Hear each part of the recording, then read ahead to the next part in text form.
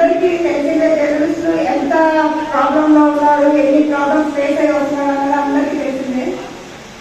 ఇవాళ జర్నలిస్టులు అంటే అసలు వాల్యూ లేకుండా పోయింది. అది ఎందుకన్నా కూడా అందరికీ తెలుసు. ఒక పత్రిక ఉందంటే దానికి 20-30 మంది ఉండడం వల్ల ఒకటి ఎవరైనా మనల్ని పిలవాలంటే కూడా భయపడే పరిస్థితి వచ్చేసింది. ఇంకో విషయం ఏంటంటే జర్నలిస్టులు నిజాలు రాయడం అనేది చాలా వరకు తగ్గిపోయాయి. కానీ మా టీచర్స్ యూనియన్ వాళ్ళు మాత్రం నిజాలు రాసి ఈరోజు నిలబడడం లేదు. నిజాలు రాసాం కాబట్టే మేము నిజాలు నిర్భయంగా చెప్పగలిగాం కాబట్టే ప్రతి డిస్ట్రిక్ట్ నుంచి కూడా ఈరోజు ఇక్కడ యాదయ్యారు. వీళ్ళందరూ కూడా టీచర్స్ మెంబర్స్ మాత్రమే. ఇక్కడ ఉన్న వాళ్ళు కూడా ప్రతి ఒక్కరు టీచర్స్ మెంబర్స్ మాత్రమే.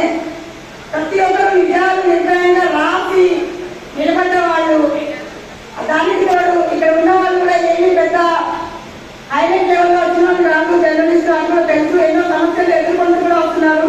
చాలా వరకు నాకు చెప్తా ఉంటారు, నేను ఇలా అయింది అలా అయింది, నాకు సపోర్ట్ లేదు, ఏం లేదు, నిజం రాకుంటేనేమో ఎదురు దెబ్బలు చాలా జరుగుతున్నాయి, నేను ఏం చేయాలి ఎలా చేయాలి అంటే నేను చెప్పాను ఒక యూనిటీ అనేది ఇంపార్టెంట్ జర్నలిస్టులకి. ఆ యూనిటీ తోటి మనం ఎప్పుడైతే ముందుకు వెళ్తామో అప్పుడు ఎవరు మనం ఎదిరించలేరు. నిజం చెప్పినప్పుడు కూడా మనం ధైర్యంగా నిలబడగలుగుతామని చెప్పాను. సో ఈ టీచర్స్ సంస్థ మేము ఏర్పాటు చేసింది కూడా దానివల్లే. అది మన మానసాని కృష్ణారెడ్డి గారు, విశ్వనాథ్ సార్ గారు ఇద్దరు కలిపి నిలబడి చాలా అండగా జర్నలిస్టులు అంటారు ఉంటున్నారు. సో మీరందరూ కూడా నేను చెప్పేది ఒకటే, నిజం రాయండి. ఫస్ట్ నిజం రాస్తే ఆటోమేటిక్గా మనం ఏంటన్నట్టు ప్రజలు తెలుస్తుంది. ప్రజల సమస్యగా లేకుండా బయటికి తీసుకురండి. నేను ఎంతసేపు వాళ్ళకి గమలేవు వీళ్ళకి గమలేవు ఇది కాకుండా నేను చెప్పేది ఏంటంటే ప్రజల సమస్యల ముందు బయటికి తీసుకురండి.